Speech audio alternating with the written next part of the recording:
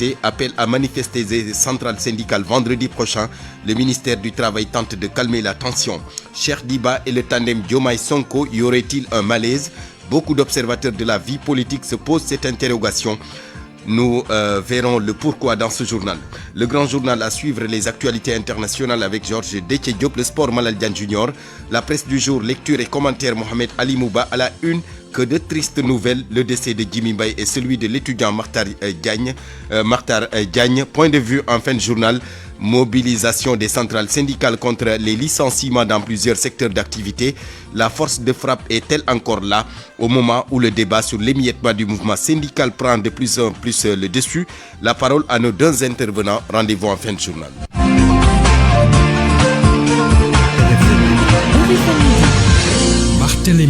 Abdoulaye Diop est à la technique de ce journal. Bienvenue. Le réveil a été brutal ce mercredi à l'annonce de la disparition de Jimmy Mbaye. L'artiste musicien est décédé cette nuit à Dakar à l'âge de 68 ans. Il était un des piliers du groupe Super Étoile de Youssou Ndour, avec qui il a cheminé 40 ans durant. Anna Rocha nous dresse son parcours.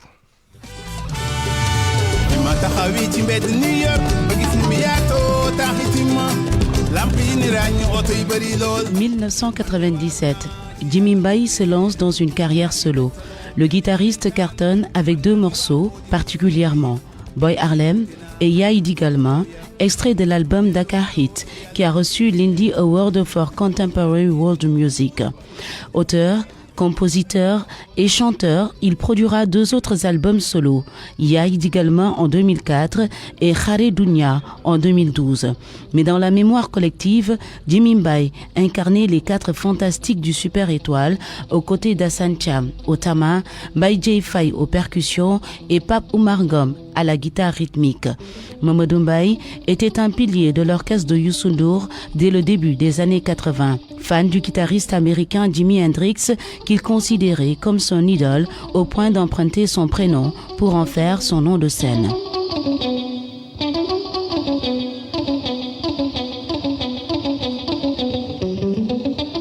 Jimmy Mbaye était un génie de la guitare. La sienne résonnait des mélodies du patrimoine culturel sénégalais, le khalam et la kora. Plusieurs sources révèlent aujourd'hui qu'enfant déjà, le jeune Dakarois avait réussi à fabriquer sa propre guitare monocorde à l'aide d'un pot de conserve et de fil de pêche. Avec son tukusungalam, Jimmy Mbaye exprime sa passion dès son adolescence dans son Pikine natal, Pikine Khourounar. 7 ans après Habib Faye, le Super Étoile perd une autre étoile.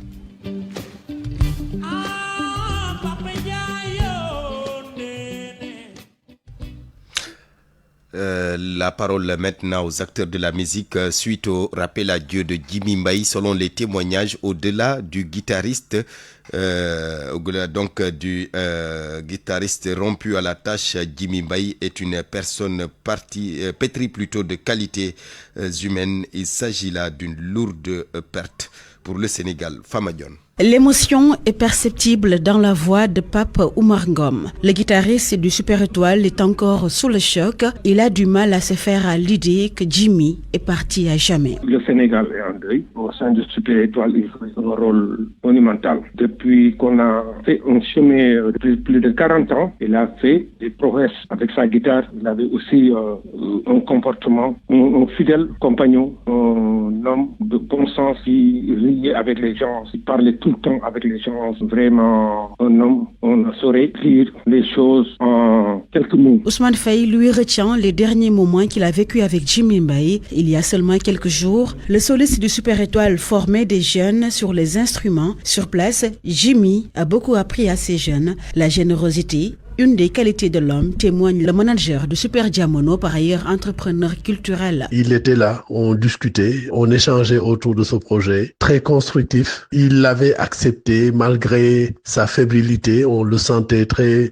fatigué, mais cela ne lui empêchait pas de répondre et d'être à l'écoute et de donner ses conseils. On l'attendait, on l'a pas revu. Il est parti, il nous a quittés et ça, sun borom kese moko man. Fadel Lo est journaliste culturel. Pour lui, lui, parler de Jimmy au passé est un exercice difficile. Selon lui, le guitariste du Super Étoile était un musicien complet. On s'est connus par l'entremise de John Sek et depuis lors on a gardé d'excellents rapports. On se retrouvait très souvent au studio de Papis Gaye. Je garde de lui le souvenir d'un homme très affable, très courtois, très taquin. Jimmy était un farceur né, comme on dit. Il avait toujours su garder cette forme d'humilité qui fait la marque des grands. Bon, pour revenir sur son parcours, très jeune, il a commencé à fabriquer sa propre guitare à l'âge de 10 ans. À l'âge de 13 ans, son grand frère Elage lui a offert sa première guitare acoustique et à 18 ans, il s'est payé sa première guitare et depuis lors, il n'a jamais quitté son instrument. Il a su, à l'image de Miles Davis, trouver un son particulier qui était une fusion fort réussie de la guitare électrique du Khalam et d'Ingoni. Et il faut aussi rappeler qu'il a été un grand chanteur et qu'il a sorti 3 albums, dont le premier Dakar a été sorti en 1998.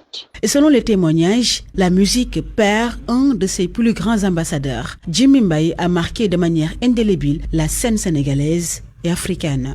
Mamadou Mbaye à l'état civil qui range à jamais sa guitare. Jimmy a ses origines à Pikine et notamment au quartier Khourounar. Et bien là-bas, le guitariste est décrit comme un homme très social et un fervent musulman. Beaucoup retiennent de lui son humilité et sa générosité. À suivre le reportage de Salamata Ousmane Diallo à la maison familiale de Jimmy Mbaye à Khourounar dans nos prochaines éditions. La levée du corps justement de Jimmy Mbaye est prévue tout à l'heure à 14h30 à l'hôpital principal, suivi de l'enterrement au cimetière musulman de Yoff. Par ma voix, donc, le groupe Futur Média présente ses condoléances au Super Étoile, à Youssou N'Dour et l'ensemble des artistes sénégalais. RFM, l'info, c'est ici. L'info, c'est ici. Je vous l'annonçais tantôt, les étudiants de l'université du Sine Saloum qui ont mis la ville de Kaolack sens dessus-dessous ce matin. De violents affrontements avec les forces de l'ordre. Certains parmi les étudiants ont été arrêtés. Fatou Mbow, notre correspondante à Kaolack, sur leurs revendications. Une journée sous haute tension devant le campus de Sing Sing. Depuis 9 heures, des affrontements opposent les forces de l'ordre aux étudiants en colère. Ces derniers ont bloqué la route nationale numéro 1, brûlant des poneaux et des troncs d'arbres et divers objets pour exprimer leur mécontentement. Les étudiants manifestent pour dénoncer la dégradation continue de leurs conditions de vie et d'apprentissage. Ils affirment avoir alerté les autorités depuis près d'1 mois sans réponse satisfaisante. Depuis plusieurs semaines, toutes les activités pédagogiques sont suspendues jusqu'à nouvel ordre. Une décision prise en réaction à la situation critique que traverse l'université El Hadj Ibrahima Niass de Kaolack depuis 2015. Depuis près de 10 ans, les conditions d'apprentissage restent déplorables selon les étudiants. À cela s'ajoute le retard plongé dans la livraison des nouveaux locaux des campus de Kaolack, Kaffrine et Fatick. La coordination des amicales de l'université du Sine Saloum dénonce un manque de respect inacceptable envers les étudiants. Elle exige des autorités le respect de leurs engagements et rappelle au ministre de l'Enseignement supérieur et de l'Innovation l'urgence de prendre des mesures concrètes pour améliorer la situation. Engagement et rappel au ministre de l'Enseignement supérieur et de l'Innovation l'urgence de prendre des mesures concrètes pour améliorer la situation. À noter que plusieurs étudiants ont été arrêtés lors des affrontements. Fatou Mbow, Kaolack, Radio Futur Média. Fatou Mbow, merci. Mairie de Ziguinchor, jusqu'à aujourd'hui 12 février, les employés attendent encore leur salaire du mois de janvier. Certes, Cheikh Al-Maktoum Sy, le coordonnateur de la section locale du mouvement Frappe, très en colère, dénonce une incompétence des autorités locales et interpelle directement le maire. Le voici avec Lamine Ba. Aujourd'hui, nous sommes réveillés avec désolation quand on a été interpellés face à une situation qui sévit au niveau de la mairie de Ziguinchor. Nous avons été informés que aujourd'hui, le 12 février 2025, les salaires ne sont toujours pas payés au niveau de la mairie de Ziguinchor. Nous nous demandons pourquoi. Et il est tout à fait évident de se demander un maire ou bien une mairie qui peine à payer ses employés jusqu'au 12. Comment peut-il espérer avoir des employés performants, une équipe motivée et dynamique? Comment est-ce qu'en réalité, la mairie de Ziguinchor compte prendre au sérieux les préoccupations des Ziguinchorois, si elle peine à payer les employés de la mairie dans les délais prescrits par le Code du travail sénégalais, qui stipule clairement que les salaires doivent être payés au plus tard le 10 de chaque mois. Aujourd'hui, nous sommes le 12. Cela prouve en réalité que M. le maire, soit il n'a pas de considération pour les employés et par ricochet pour les citoyens de Ziguinchor, soit il se fout totalement de la situation que peuvent vivre ces vaillants employés de la mairie qui se donnent corps et âme pour avoir une mairie dynamique, créer les absences récurrentes de M. le maire. Nous lui disons que M. le maire, Ziguinchor mérite mieux. Ziguinchor attend mieux. C'est pourquoi d'ailleurs qu'ils avaient voté massivement pour le président Ousmane Sonko. La colère des travailleurs de la mairie de Ziguinchor qui attendent encore leur salaire du mois de janvier jusqu'à aujourd'hui, le 12 février. Ils continuent d'attendre. Le Front social, justement en ébullition, ça revendique de partout. Préavis de grève, ça et là, plan de lutte déjà concocté. La CNTS met le gouvernement au banc des accusés. L'inertie et la sourde oreille des autorités qui amplifient la tension. Appel à manifester des centrales syndicales vendredi prochain. Le ministère du Travail, de son côté, calme le jeu. Un dossier ficelé par Boubacar Dieng. On aurait dit le réveil d'un volcan qui s'est longtemps endormi. L'intersyndicale du secteur primaire, le SAMES et même le syndicat autonome des enseignants du supérieur. Toutes ces organisations annoncent un mouvement d'humeur. Pape Bourama Fall pointe la responsabilité de l'État du Sénégal. Il est le chef du département de la négociation collective de l'UNSAS. Moi, je dirais d'une manière générale, la posture du gouvernement actuel qui nous a conduit dans une impasse totale, qu'aucune négociation sérieuse autour des préoccupations fondamentales, en tout cas les questions prioritaires pour les organisations syndicales de travailleurs, n'ont été jamais abordées dans une séance de négociation au cours de laquelle donc toutes les parties prenantes puissent se retrouver, échanger, discuter en vue de trouver des solutions appropriées donc aux nombreux problèmes que posent les travailleurs. Certes, ils ont hérité un passif qui est là. Du point de vue revendicatif, il y en a eu des revendications qui dataient de l'ancien régime qui n'ont pas trouvé de solution. Ça, il faut le dire. Mais l'État, c'est une continuité. L'État prête une oreille attentive aux centrales syndicales. Conviction de Alioune Fall. Il est le chef de la division des négociations et des relations professionnelles au ministère du Travail. Il faut rappeler que le gouvernement a entrepris des discussions avec les organisations syndicales dès son installation. Et ces discussions-là vont s'approfondir dans le cadre d'une concertation que le gouvernement va tenir avec toutes les organisations syndicales, surtout les centrales syndicales les plus représentatives. Donc, le gouvernement compte aborder beaucoup de sujets, beaucoup de questions lancinantes des organisations syndicales qui ont été posées depuis des années. Et le gouvernement a l'ambition de signer un pacte social. Ce pacte social-là va instaurer une trêve au niveau du Front social. En attendant le désamorçage de cette bombe à retardement, les centrales syndicales bandent les muscles. La machine sera mise en marche incessamment. Soutien Pape Bourama Diallo. En tout cas, toutes les centrales syndicales nationales, les syndicats les plus représentatifs en ce pays vont se retrouver le vendredi prochain à la Bourse du Travail de la synthèse pour ensemble dérouler un plan d'action en vue de pousser le gouvernement véritablement à s'asseoir autour de la table de négociation pour trouver des solutions idoines aux préoccupations majeures du monde du travail. En Conseil des ministres du 8 janvier dernier, le président de la République, Bassirou Diomaye Diakhar Faye, avait invité le gouvernement à asseoir une stabilité sociale dans tous les secteurs en évaluant avec les parties prenantes les doléances syndicales et patronales. Boubacar Dieng, midi 15 minutes, direction Nguéniane. Là-bas, les médecins vétérinaires disent avoir constaté une maladie chez le cheptel, une maladie identique à la péripneumonie bovine. Des prélèvements ont été effectués et l'on attend encore les résultats, mais certains éleveurs pris de panique commencent à vendre leurs bêtes, parfois déjà contaminées. D'où l'alerte des vétérinaires. Rien d'officiel pour le moment, mais selon ces vétérinaires, la maladie décelée au niveau du cheptel serait la péripneumonie contagieuse bovine PPC. Dr Issa Kane, mandataire vétérinaire sanitaire, commune Nguéniène et Sandiara. Donc ces foyers de maladies sont déclarés dans la commune de Nguéniène. Les tableaux cliniques qu'on a sur le terrain sont favorables à la PPCB, mais nous devons vérifier ça. Des analyses laboratoires ont été faites, mais dans un premier temps, ils ne permettent pas de conclure de ça. Mais je crois que nous allons continuer prêts à nous investir sur ces analyses de laboratoire-là pour identifier les maladies. La propagation de cette maladie soupçonnée dans la commune d'Nguéniène pourrait être maîtrisée s'il y avait suffisamment de vaccins, déplore le vétérinaire. Il faut dire que les vaccins ne sont pas suffisants. Nous travaillons, mais au compte-gouttes avec les vaccins. Quand il y a des foyers de maladies déclarés, je crois que le minimum, c'est qu'il y ait des vaccins suffisants pour lutter contre ces maladies. Le pire est qu'actuellement, des éleveurs se débarrassent du cheptel contaminé avec la complicité de certains bouchers. Le sous-préfet de Sessène a d'ailleurs convoqué cette rencontre, réunissant tous les acteurs territoriaux pour discuter d'une stratégie de sensibilisation de la population.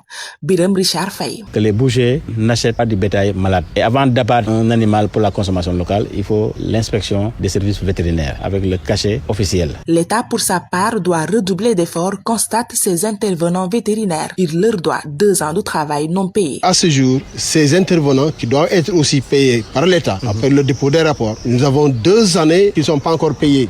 Je crois que cela n'est pas très motivant. Ces vétérinaires et éleveurs se désolent du taux d'exécution des objectifs de vaccination du cheptel au niveau national qu'ils jugent très faible, cela depuis 15 ans presque. Ndeye Mati Dieng, Mbour, Radio Futur Média. Vous l'avez certainement vu. Le contenu de la page officielle du ministère de la Santé et de l'Action sociale, des publications qui ne semblent pas plaire aux internautes. Sur Facebook, les commentaires sont virulents à l'égard du ministre de la Santé. Il est attaqué par des acteurs sur sa gestion notamment. Avis d'experts, des spécialistes en communication digitale estiment qu'il faut revoir tout simplement le contenu et mettre plutôt sur la page du ministère de la Santé des informations utiles. Awambaye. Ministre de la Santé et de l'Action sociale, traité de tous les noms sur la page Facebook de son département. Mbaye Wondelou, mannequin ou ministre incompétent, Ibrahim Assi est attaqué de toutes parts. Les informations sur ses nombreuses missions à l'étranger, les ateliers qu'il préside ou les audiences dans sa salle de réunion, rien ne semble plaire aux internautes qui disent ne pas trouver les réponses aux nombreuses questions des Sénégalais en matière de santé. Pour Basile Niane, journaliste consultant en social media, il ne faut pas mélanger les informations sur la page officielle. Il y a le ministre, il y a l'institution. Puisqu'on parle du ministère de la Santé, je pense que le ministère d'abord devrait avoir une équipe digitale chargée de la gestion de tous ces réseaux sociaux. Et dans cette équipe, il faudrait avoir ce qu'on appelle des CM, des community managers, qui se chargent de stopper ou de répondre à tous les commentaires positifs ou négatifs. Ça, c'est une première chose. L'autre chose, c'est qu'aujourd'hui, on le voit partout au niveau des ministères. Il ne faudrait pas mélanger les actions du ministère et du ministre. Adam Sow est journaliste, spécialiste des médias. Selon lui, il faut aller au-delà de la communication institutionnelle. Ce serait bien que cette page-là parle beaucoup plus de ce qui préoccupe aujourd'hui le commun des Sénégalais. Un Sénégalais a un problème, par exemple, à l'hôpital de Kaffrine. Qu'il vienne sur la page du ministère, il attend à avoir une réponse, une réactivité par rapport à son souci. Mais à côté, on lui met tout de suite une publication sur le dernier séminaire auquel a participé le ministre. Ça ne passe pas. C'est en fait l'orientation de la page qui pose problème. Il faut donc s'adapter et donner des informations utiles et ne pas seulement se limiter aux activités du ministre, ajoute Basile Niane. Élargir, faire des titres, donner un sens de l'information pour la communauté qui suit les ministères. Et je pense que si cela est fait, ça peut réduire un peu souvent les commentaires que vous voyez, parce que les gens mélangent souvent la communication et la politique. La nature des commentaires sur la page Facebook du ministère de la Santé reflète la frustration des citoyens sénégalais par rapport à la gestion de la santé. Et cela ne date pas d'aujourd'hui. Le ministère qui justement suit de près toutes ces réactions par la voix du coordonnateur de la cellule de communication, il dit avoir pris bonne note dans le dessein donc d'améliorer le contenu de la page officielle du ministère de la Santé sur Facebook. Le docteur Amadou Sow souligne néanmoins que c'est normal car pour lui, nul ne peut faire l'unanimité, surtout sur les réseaux sociaux. Effectivement, et naturellement, nous voyons ces commentaires, qu'ils soient positifs comme négatifs entre guillemets, et nous prenons bonne note à chaque fois de ces commentaires qui sont laissés par la communauté que nous avons. Et nous analysons ce qui est positif, ou en tout cas, nous analysons pour voir les manquements de notre part pour les corriger. Maintenant, les attaques entre guillemets qui ne sont pas justifiées, ça, on laisse passer. Et voilà, vraiment, on ne bloque même pas parce que pour nous, l'essentiel, c'est de faire les choses convenablement et donner la possibilité à tout un chacun de pouvoir donner son avis, son point de vue par rapport au travail qui est fait. Docteur, est-ce qu'il y a une équipe digitale derrière? Oui, il y a une équipe. Nous avons une cellule de communication avec du personnel. Maintenant, moi, j'ai pris service il y a une semaine. Il y a un travail de réorganisation et de renforcement des équipes qui se feront et certainement, ça va se répercuter sur la qualité du travail, certainement, parce que justement, nous avons identifié pas mal de points pour lesquels il nous faut faire des améliorations allant de la constitution des équipes jusqu'au rendu que nous mettons sur les réseaux sociaux et autres supports de communication. Le docteur Amadou Sow, coordonnateur de la cellule de communication du ministère de la Santé et de l'Action sociale. RFM, la radio de toute l'actualité. Cheikh Diba et le tandem Diomaye Sonko, y aurait-il un malaise? Beaucoup d'observateurs de la vie politique sénégalaise se posent en tout cas cette question. Hier à l'Assemblée nationale, par exemple, le ministre des Finances a soutenu que son poste faisait l'objet de beaucoup de convoitises et qu'il ne serait pas moins digne que le Premier ministre ou encore le Président de la République. Que comprendre à travers cette phrase? Diba serait-il à l'étroit? Élément de réponse dans ce dossier signé Mohamed Ali Mouba. Il suffit de regarder et d'écouter l'intervention du ministre des Finances passée hier à l'Assemblée nationale pour se rendre à l'évidence. Cheikh Diba n'est plus épanoui dans le gouvernement dirigé par Ousmane Sonko. Ibrahima Bahoum, journaliste, analyste politique.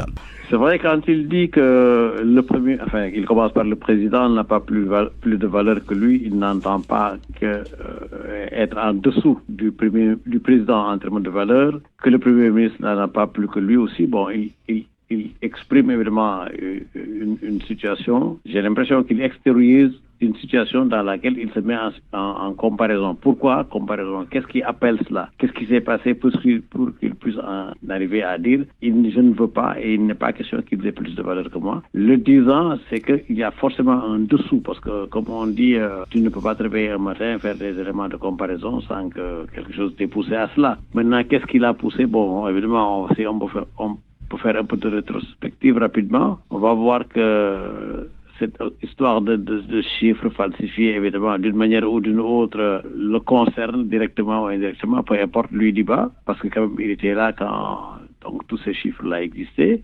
Les accusations du PM sur la falsification des comptes publics ont semé un profond malaise. Désormais, c'est l'ère du soupçon. Est-ce que quelque part, il y a une sorte de soupçon et on parle encore de la Cour des comptes dont on attend les rapports et bon, qu'est-ce qui s'est passé véritablement? Oui, ça dépend. Chacun peut avoir sa lecture sur cette affaire en pensant qu'il doit y avoir en tout cas une raison. C'est-à-dire qu'on ne peut pas se réveiller un matin. Enfin, je ne vois pas pourquoi il se réveille, surtout publiquement, qu'il se réveille pour dire pas question que je sois en dessous de ces gens en termes de valeur, en termes de moralité. Qu'est-ce qui s'est passé? Je ne sais pas. Mais vraiment, c'est pas ce qu'on peut considérer comme le meilleur signe d'un bon compagnonnage. Dr Lamine Sarr, lui, soutient que ce n'est pas forcément la bonne hypothèse. Dr Lamine Sarr est enseignant-chercheur en sciences politiques à l'Université numérique du Sénégal. Le fait de dire que par exemple en Wolof, si vous le traduisez en français, ça peut donner une autre connotation. Mais Niki Dumogoré, ça veut dire la personne qui m'a mis là, je vais tout faire pour répondre à ses attentes, donc de ne pas le décevoir également, de ne pas être moins digne que lui. Et je pense que c'est quelque chose qui peut être quand même accepté. On est dans une scène politique sénégalaise où on a ces dernières décennies perdu certaines valeurs, certaines choses, même dans le discours. Donc c'est important à mon avis qu'on ait encore une fois ce type de discours-là, même si ça vient d'un ministre, pour rappeler la place de l'éthique, la place de la morale, la place de la valeur dans la politique. Depuis que le scandale des chiffres falsifiés a éclaté, Cheikh Diba ne s'est pas exprimé, en silence que deux camps ont interprété comme une volonté de se démarquer des propos de Ousmane Sonko. Le journal Le Quotidien soutient dans sa livraison du jour que la crise s'est infiltrée au sein du gouvernement où certaines voix discordantes se font entendre. Certains ministres visiblement mal à l'aise avec la gestion de l'affaire semblent prendre leur licence avec leurs collègues. Diba en ferait partie. RFM. L'actualité internationale. Bienvenue Georges Déthié-Diop. Merci Barthélémy Ngom. Au Mali d'abord, lancement officiel hier du processus de DDRI, des désarmements, démobilisation, réinsertion et intégration. Des milliers d'ex-combattants des différents groupes armés du Nord et du Centre seront recrutés dans le cadre de ce processus. Certains vont intégrer les rangs des forces armées, d'autres seront accompagnés pour leur réintégration dans la vie civile. La cérémonie a été présidée par le ministre de la Réconciliation, de la Paix et de la Cohésion nationale. Bien que certaines incertitudes restent à lever au Mali, la cérémonie de lancement officiel du programme de désarmement, démobilisation et réinsertion à Bamako a rassemblé les principaux acteurs concernés, notamment la Commission nationale d'intégration, la Commission nationale de désarmement, démobilisation et réinsertion, ainsi que les représentants des ministères de la Défense et de la Sécurité. Selon le plan présenté, 2000 ex-combattants issus de groupes armés dits républicains seront intégrés dans les forces de défense en tant que soldats de deuxième classe, tandis que 1000 autres bénéficieront d'un programme de réinsertion socio-économique, notamment parmi les inaptes du mécanisme opérationnel de coordination. Le ministre a rappelé l'engagement du gouvernement en faveur de la réconciliation nationale et de la consolation de la paix. Cependant, plusieurs éléments essentiels du programme demeurent flous. Le 6 février 2025, en amont du lancement, le ministre avait rencontré les représentants des groupes armés bénéficiaires du programme DDRI. Il avait alors insisté sur l'importance du processus dans le cadre des recommandations du dialogue intermalien. Toutefois, les rebelles regroupés sous le Front de libération de l'Azawad ainsi que les groupes djihadistes connus n'ont pas été intégrés dans cette initiative. Aucune explication officielle n'a été donnée sur ce choix. En outre, les critères de sélection des ex-combattants destinés à être intégrés ou réinsérés n'ont pas été précisés. Les autorités n'ont plus précisé les sites de cantonnement qui seront utilisés pour la phase de désarmement et de démobilisation. Au Mali, toujours la grève des enseignants-chercheurs se poursuit. 3e semaine de grève de suite. Le mouvement d'humeur a débuté le 27 janvier dernier après une longue absence de réaction des autorités de la transition.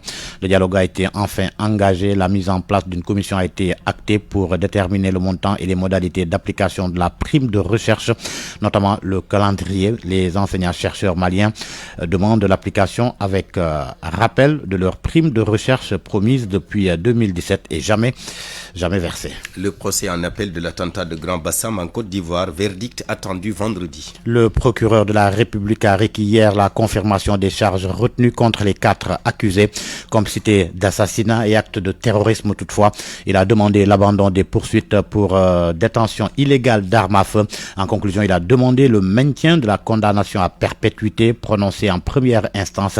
La partie civile de son côté estime que la culpabilité des accusés ne fait aucun doute. La défense, elle, a plaidé pour un acquittement pur et simple des accusés. Leurs avocats dénoncent l'absence de preuves formelles établissant leur complicité ou leur implication directe dans les faits qui leur sont reprochés.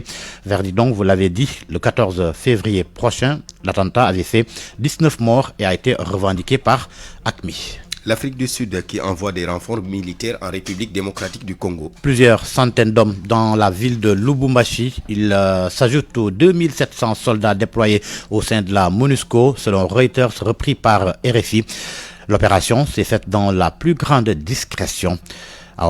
700 à 800 soldats acheminés à Lubumbashi la semaine dernière, selon un député sud-africain. Est-ce parce que la participation de ce contingent dans le Samir DC fait débat en Afrique du Sud après la mort de 14 de ces soldats tués à Goma lors de combats contre le M23 soutenus par le Rwanda? Ces silences radio du côté de Pretoria, où même la commission de défense du Parlement n'a pas été informée de ce nouveau déploiement, a regretté un autre député sud-africain. Côté congolais, le général Sylvain Ekenge, porte-parole du FARDC, déclare, je cite, « Je ne peux infirmer ni confirmer une information que je ne connais pas ». Fin de citation. Mais une source sécuritaire haut placée à Lubumbashi a confirmé la présence de plus d'une semaine de quelques 400 soldats sud-africains dans la capitale du Haut-Katanga. Et d'autres sources ont ajouté que des avions sud-africains avaient déposé du matériel militaire et une vingtaine de militaires juste avant ce déploiement. Merci Arambaye, c'est la fin de cette page internationale Barthélémy. Merci également Georges Détché-Diop. Parole aux auditeurs. L'actualité, qu'en pensez-vous? Moi je pense que vous devez. Réagissez dans nos éditions d'information sur l'actualité. Bonjour. Du lundi au vendredi, vous avez la parole sur RFM. Mobilisation des centrales syndicales contre les licenciements dans plusieurs secteurs d'activité. La force de frappe est-elle encore là au moment où le débat sur l'émiettement du mouvement syndical prend de plus en plus le dessus? La parole tout à l'heure à nos deux intervenants dans la rubrique Point de vue. Nous serons avec Mamadou Lamine Dianté, le président du Haut Conseil du dialogue social, et Mamadou Sow, inspecteur du travail à la retraite.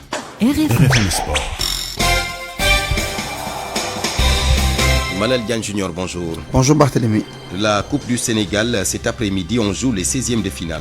Entre autres affiches, RS Yoff contre Port, Espoir de Guédiawaye contre Kaffrine, Sonacos Agel, JOC contre AS Saloum, Walidan contre Thiès FC et le choc entre équipes de Ligue 1, Génération Foot contre le Casa Sport sur le Tcham. C'est intéressant cette affiche.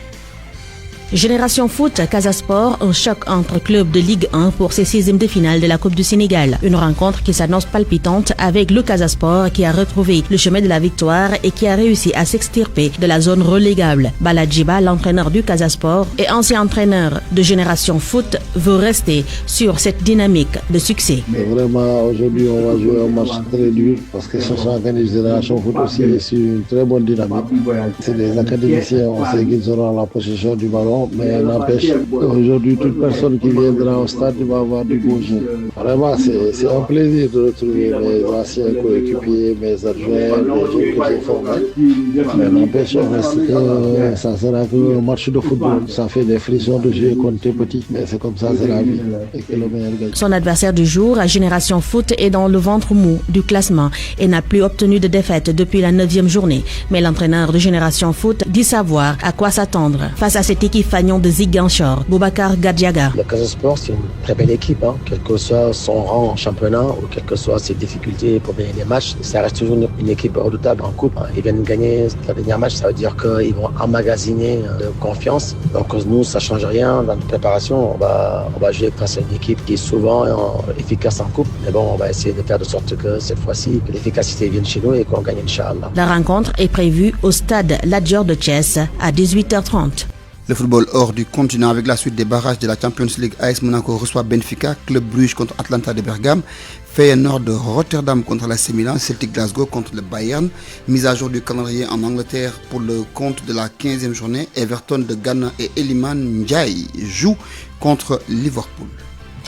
Lutte avec frappe franc des Parcelles Assainies prêt pour le choc du 16 février prochain. Ce sera dimanche prochain. Franc des Parcelles Assainies va affronter Ama Baldé de Pikine. Hier, Ama était face à ses supporters et à la presse. Aujourd'hui, ce sera au tour de Franc de recevoir ses supporters et les journalistes avant le choc de dimanche prochain.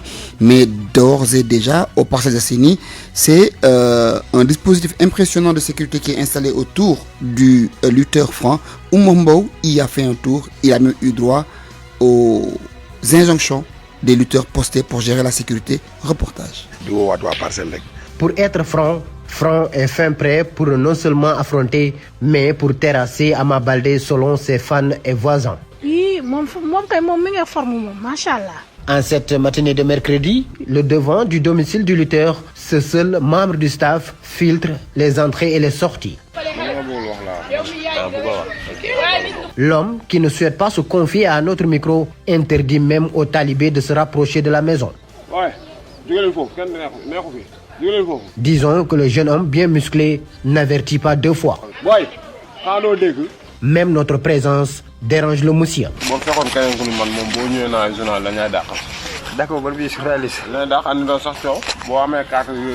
Heureusement qu'au moment de quitter les lieux, Laurent, ami d'enfance de Franc, débarque. Lui est beaucoup plus courtois.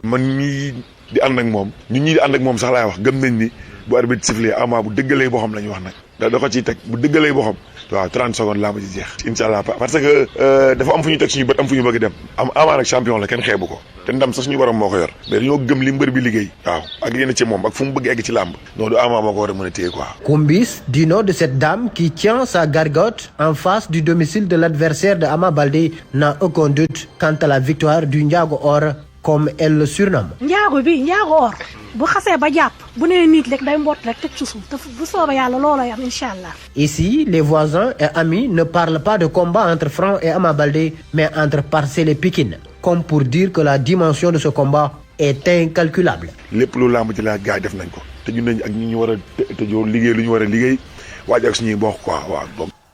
Un combat initié par Alborar Production prévu dimanche à l'arène nationale, Inch'Allah, qui sera à suivre en direct sur la RFM. Merci beaucoup Malal Diagne Junior. Avant d'aller au bureau, avant de commencer votre journée et que vous dégusterez tout au long de la journée, voilà ce qu'il vous faut. Le café Toraldo, de pur Arabica, les meilleures graines sélectionnées par des experts du café. existe en capsule ou en emballage classique. Une expérience de dégustation exceptionnelle à faire vibrer vos papilles. Découvrez la diversité des cafés Toraldo. À chacun son Toraldo. Pour vos commandes, appelez au 78 717 11 11 ou au 76 456 12 13. Nos produits sont disponibles partout au Sénégal. Le must du café, c'est les cafés Toraldo. Café Toraldo, le must du café, vous offre la revue de presse. C'est avec Mohamed Ali Mouba, bonjour. Bonjour. À la une, Jimmy Mbaye quitte la scène pour toujours. La nouvelle est tombée tard dans la soirée, voire au petit matin, bien après la mise sous presse de nos quotidiens. Vous l'aurez imaginé. Conséquence, seul l'observateur hisse la nouvelle en page garde sur un fond noir. El Maestro Jimmy pose la guitare dans le dos avec le titre suivant, Jimmy, adieu l'artiste. Le El Maestro de l'Orchestre Super Étoile de Dakar était un talent pur, constate le confrère, un maître dans son domaine. Sur les réseaux sociaux, le lead vocal du Super Étoile donne la nouvelle. Youssou N'Dour dit avoir perdu un frère, un ami, un compagnon de plus de 40 ans. Dans sa version digitale, Presse Afrique relève ce que suit. L'artiste Jimmy Mbaye du Super Étoile range jamais sa guitare. Mamadou Mbaye à l'état civil est décédé à l'hôpital tard dans la soirée du mardi 11 au mercredi 12 février. Une perte immense pour l'orchestre du Super Étoile dont il est une figure emblématique à côté de ses compagnons de toujours, Youssou N'Dour, Mbaye Faye et Feu Habib. Un autre virtuose de la guitare basse rappelé à Dieu il y a quelques années. La musique sénégalaise perd ainsi une icône. La levée du corps du défunt est prévue ce jour même à 14h30 selon un membre de sa famille interrogé par Presse Afrique. Antermayoff, alors que les condoléances sont reçues chez lui à Nord-Foire, le confrère qui a jeté un coup d'œil sur les réseaux sociaux rapporte le témoignage de Marc Diop, un proche et ami de l'homme qui confie en 2010 au Mali déjà. Jimmy me confiait vouloir quitter la scène musicale avant que la fâcheuse n'arrive, mais il est resté sans doute fixé par l'art plus fort que tout. Un homme se lâche. Jimmy, tu nous as bercé avec tes gammes de notre niveau, tes notes de guitare sont d'un ton unique en son genre. Jimmy, tu as révolutionné la musique sénégalaise, le jeu de la guitare avec ses notes de khalam qui restent comme ta signature. Merci donc pour ces moments de joie, merci pour ces instants magiques où tu nous as accompagnés grand, merci aussi pour les moments de tristesse que tu nous as aidés à traverser avec tes mélodies qui font chaud au cœur. Merci El Maestro Jimmy Mbaye. De l'émotion, vous l'aurez constaté dans cette revue de presse et décidément ça ne s'arrête pas ce matin. Le triste destin à présent de Matar Diagne, l'étudiant de l'UGB est trouvé mort dans sa chambre. Source rapporte les derniers instants du genou. Un certain Pape a vu le défunt étudiant dans les couloirs vers les coups de 19h, chapelet entre les mains, en train visiblement d'attendre l'appel du muezzin pour la prière de Timis. Il dit, quand je suis entré dans sa chambre, j'ai constaté qu'il avait fini de faire sa prière car le tapis ainsi que son chapelet n'étaient pas encore rangés, confie-t-il au journal. Les premiers étudiants cités comme étant les témoins de ce qui semble être un suicide ont été entendus hier par la section de recherche de Saint-Louis, chargée de l'enquête. 48 heures avant sa perte tragique, le défunt étudiant a été aperçu en train de faire photocopier des documents. L'enfant de Pikine Guinaw Rail n'avait certes pas le sens des relations et était solitaire, mais il fut un étudiant brillant, timide mais discret. D'ailleurs, le professeur Sey, chargé de travaux dirigés en année de licence, ne manquait pas d'apprécier son travail en plein cours et devant tous les étudiants. Le journal Libé, qui remonte aux origines de la tragédie, revient sur la pendaison dans sa chambre, la découverte du corps du défunt, de corps sans vie, l'enquête de voisinage, la maladie de sa mère, le temps qu'il passait à écrire. Le journal dit tout de Matar Diagne qui était un bel esprit, une lumière dans les ténèbres, un homme bon. Le journal de se demander qu'est-ce qui pourrait pousser ce jeune étudiant à mettre fin subitement à sa vie comme ça. Enquête tente de répondre à la question avec des cliniciens. Eh bien, le surpeuplement des universités, des psychologues conseillent en tout cas submerger ce cocktail Molotov. Habib Ndiaye, psychologue, dit il est grand temps que le service social universitaire revienne pour prendre en charge certains problèmes. À la une de nos journaux, Cheikh Diba à l'Assemblée nationale hier cité dans une affaire de 8 milliards de BIDC. Interpellé par Abdoumbo, le ministre des Finances a répondu. Vox Populi rapporte ses propos. Il dit: je peux vous assurer d'une chose, c'est que nous ne serons pas pris à défaut. Je n'accepterai pas que le président et les premiers ministres aient plus de dignité et de valeur que moi. C'est cela la loyauté. Dans Walfadri, Cheikh Diba dit aussi que le ministère des Finances a fait l'objet de convoitises. Que comprendre? Et bien sûr, ça relève que dans cette affaire, il y a comme un parfum de malaise au sommet. Le journal Li Quotidien se demande lui aussi si tout va bien entre le Premier ministre et Cheikh Diba. En tout cas, le journal Point Actu lui détecte carrément là un malaise entre lui et le Premier ministre. Vaut-on liquider Cheikh Diba, s'interroge le confrère. Direct News note en tout cas qu'il en a ras le bol. Commentaire de sucré salé. Eh bien, l'État du Sénégal est un monstre, le nôtre encore plus, dont on ne sait combien il a de têtes.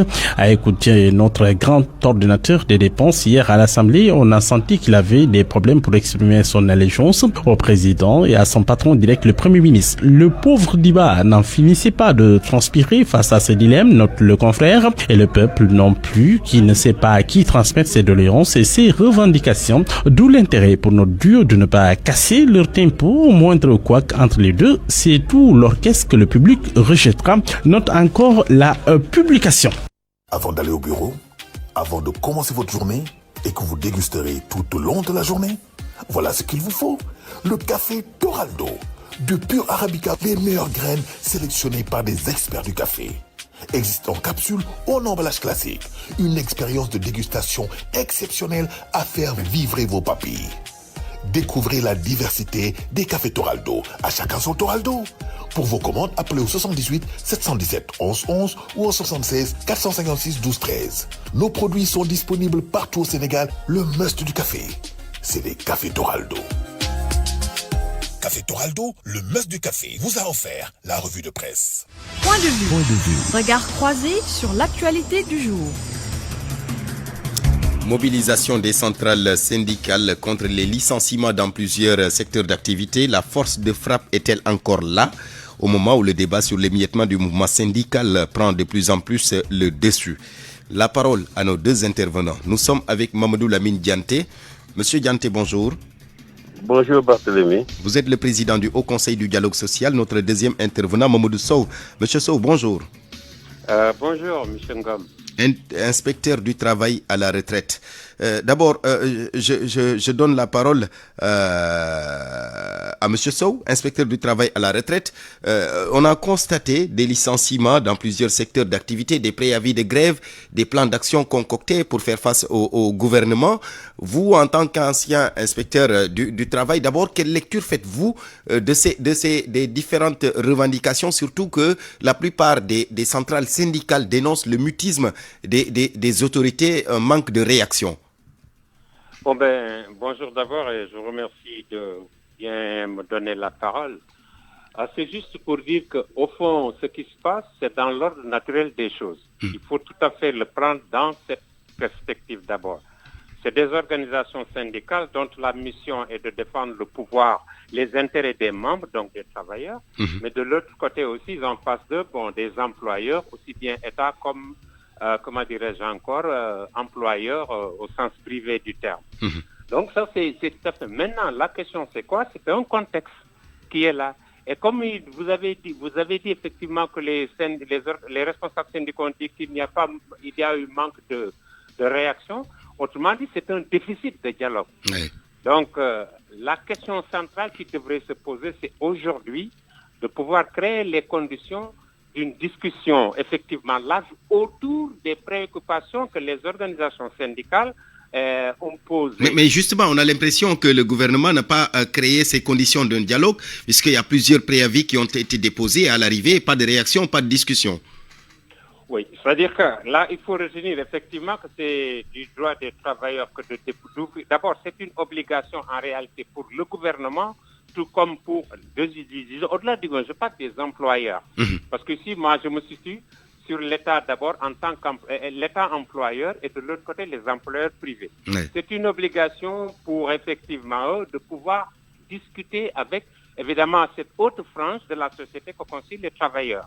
C'est aussi une obligation pour les travailleurs, parce que Notre pays... Ah, mais M. Sow, les préavis sont déposés sur la table du gouvernement. Oui, je rappelle juste que notre pays a déjà signé des conventions qui font obligation. Maintenant, si les préavis sont déposés, effectivement, il devait y avoir, conformément à la procédure d'ouverture de négociations.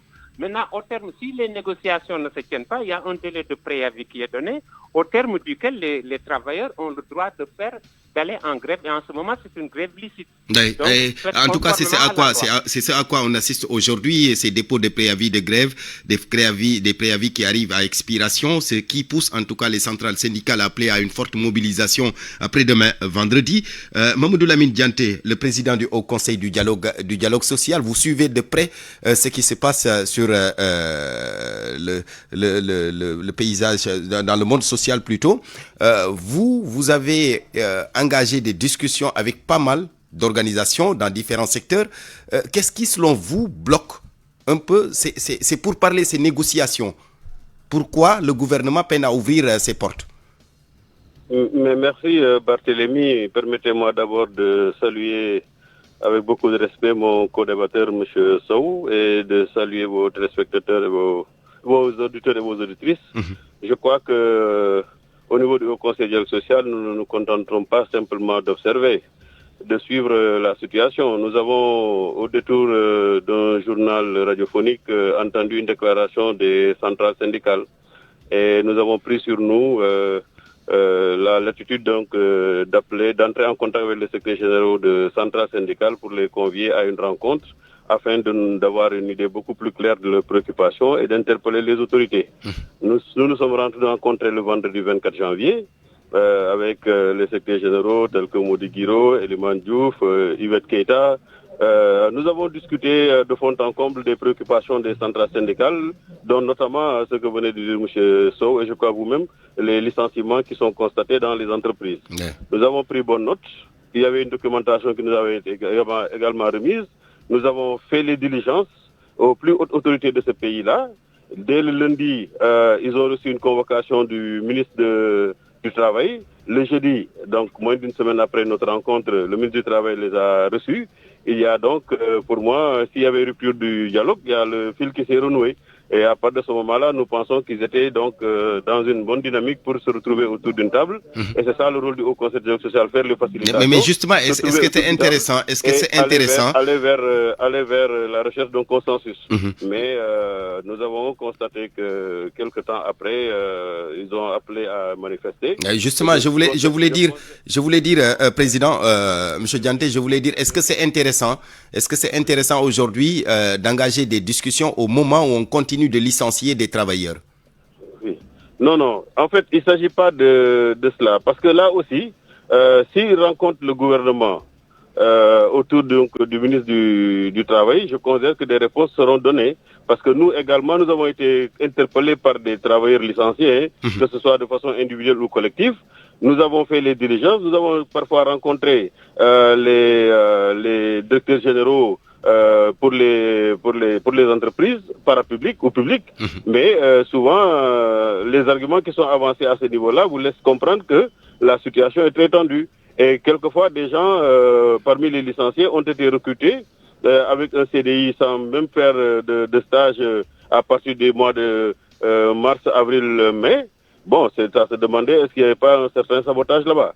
Donc je crois que dans tous les cas, nous, notre rôle en tant qu'Haut Conseil du dialogue social, c'est de faciliter les retrouvailles entre les acteurs, permettre donc des discussions entre ces acteurs-là, afin de trouver des solutions. Mais les centrales syndicales, je considère que cette dynamique-là, elle est compréhensible, parce qu'au risque d'être taxées ou de perdre leur crédibilité aux yeux de leur mandat, elles sont obligées donc de se mobiliser pour montrer aux travailleurs qu'elles sont sur le terrain de la lutte. Combat légitime, non?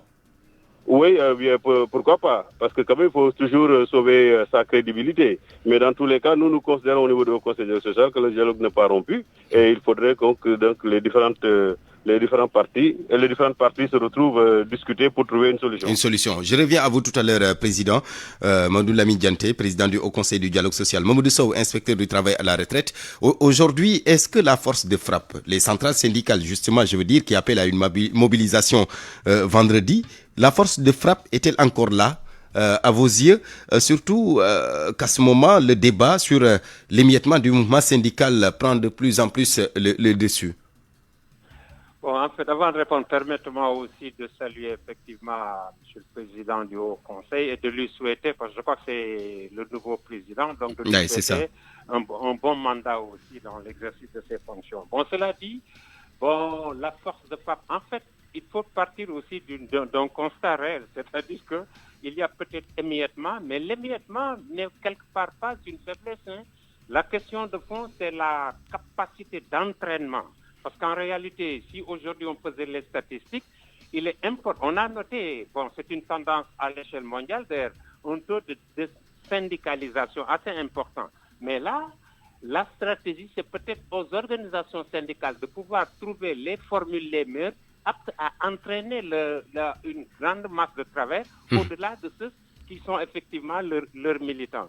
Et là, c'est de ce point de vue que peut-être les plateformes élaborées ont leur importance, parce qu'il s'agira de présenter devant l'autorité, ça c'est donc des plateformes qui prennent en compte les urgences, mais aussi, et c'est ça, ça doit être l'intelligence évidemment des dirigeants syndicaux, de prendre en compte aussi les possibilités économiques de la situation, tout comme aussi, comment dirais-je encore, l'autre partenaire que représentent les employeurs, étant ici entendu État employeur comme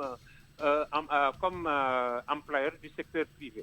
Et là, de ce point de vue, ce qui est surtout parce que l'histoire des négociations a montré très souvent que parfois, que ce soit le privé, le public, les gens signent des accords le couteau à la gorge. Alors ça, c'est pas quelque chose de nature à créer un climat, disons, des solutions durables. Un petit exemple, si vous permettez.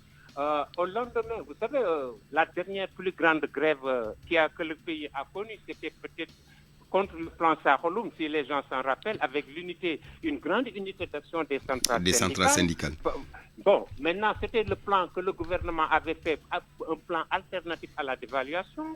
Bon, les syndicats sont largement observés. Mais après, effectivement, il y a eu la dévaluation. Le gouvernement est revenu sur cette mesure. Parce que c'était des baisses de salaire qui ont commencé par le président de la République jusqu'au plus simple agent. Mais après, on est revenu sur ça. Donc là, c'est un aspect. L'autre aspect, la dévaluation étant venue, le gouvernement a eu l'intelligence de gérer précisément l'après-dévaluation en créant un cadre multipartite, tripartite, où il y avait les employeurs, l'État et aussi les travailleurs. Voilà, c'est ça qui a permis en 2000, et ça il faut rendre hommage à ça, c'est-à-dire en 2000, parmi tous les pays dans le monde qui avaient réussi l'ajustement, le Sénégal et l'Afrique du Sud étaient les deux seuls pays cités en Afrique, dans toute l'Afrique. Ça aussi, je pense que c'est une piste. En réalité, ce qu'il y a lieu de faire, c'est qu'il faut un dialogue constructif, mais aussi sur la base de signatures réalistes, c'est-à-dire des accords réalistes et réalisables. Merci beaucoup. Le Sénégal a toujours été un pays de dialogue. Merci beaucoup, Mamadou Sow. On vous retrouve tout à l'heure dans le journal de 13h. Mamadou Lamine Dianté, je termine en quelques minutes avec vous. C'est vrai que la plupart des centrales syndicales réclament une application des accords déjà signés. C'était sous l'Ancien Régime, un passif que vous avez trouvé sur place. Mais l'État aussi, c'est une continuité. Oui, mais l'État, c'est une continuité. Mais vous savez, nous avons toujours appelé, depuis notre prise de fonction, à l'apaisement et à l'observance d'une trêve. Parce que quand même, quoi qu'on puisse dire, nous sommes dans une transition de pouvoir. Les nouvelles autorités sont en train de prendre en main la situation. Et dans ce contexte-là, il est difficile donc de prendre des engagements qui demain pourront les rattraper. C'est pourquoi donc nous avons dit aujourd'hui, la stabilité et la paix sociale ne dépendent que des mandats tripartites, qu'il s'agisse du gouvernement, des employeurs et des travailleurs. Je crois que par conséquent, chacune des parties doit pouvoir jouer sa partition pour que cette paix sociale puisse prospérer, parce que c'est de là que les richesses seront créées et que les problèmes des uns et des autres pourront correctement être pris en charge. Maintenant, les autorités actuelles, en tout cas nous, à chaque fois que nous les interpellons, Elle montre de très bonnes dispositions à discuter et à apporter des réponses aux préoccupations des travailleurs. Je pense que par conséquent, les uns et les autres doivent pouvoir rester autour de la table, trouver des consensus au bonheur de tout le monde. Ce que je pourrais ajouter comme information, c'est que nous sommes dans la préparation d'une grande rencontre présidée par Monsieur le Premier ministre sur instruction de Monsieur le Président de la République, qui est une rencontre qui va réunir à la fois les travailleurs à travers les centrales syndicales, les confédérations d'employeurs et le gouvernement pour que nous puissions discuter et voir un peu comment aller vers un nouveau pacte social tel que préconisé par M. le Président de la République. Que ce soit donc des pourparlers pour essayer de trouver une solution à ces différentes revendications. Merci beaucoup Mamadou Lamine Dianté, le président du Haut Conseil du dialogue social. Merci également à Mamoudou Sow, inspecteur du travail à la retraite. On vous retrouve tous les deux dans le journal de 13h qui vous sera présenté par Eladji Ndiogou Diène. Mesdames, Messieurs, merci. C'était le midi, présenté par Barthélémy Ngom, mise en nom de Abdoulaye Diop. Réalisation Ndiogou, il sera là dans moins de 4 minutes. Chef d'édition Awambay. Bonne suite de programme sur la RFM.